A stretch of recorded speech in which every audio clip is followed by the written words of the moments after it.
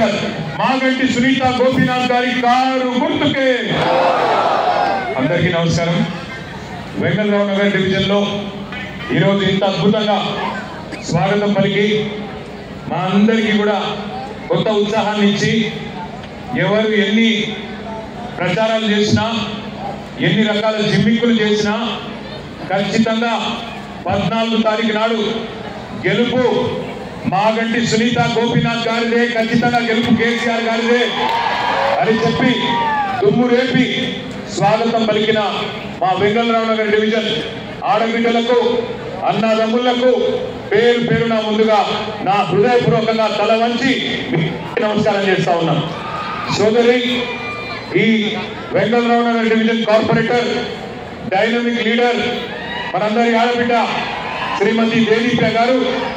అట్లాగే గౌరవనీయులు మాజీ శాసనసభ్యులు పీజేఆర్ వారసుడు, మీ అందరికీ ఆప్తుడు, మీ సోదరుడు తమ్ముడు విష్ణువర్ధన్ రెడ్డి గారు, అట్లాగే ఈ డివిజన్ లో ఎంతో కష్టపడి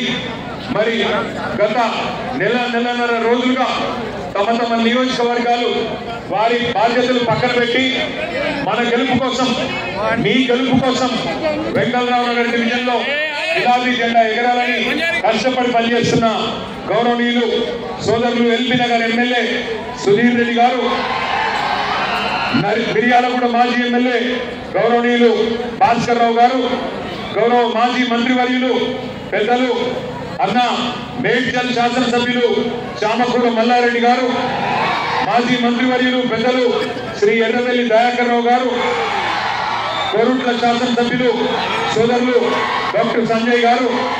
అట్లాగే వికారాబాద్ మాజీ శాసనసభ్యులు సోదరులు ఆనంద్ గారు, ఇంకా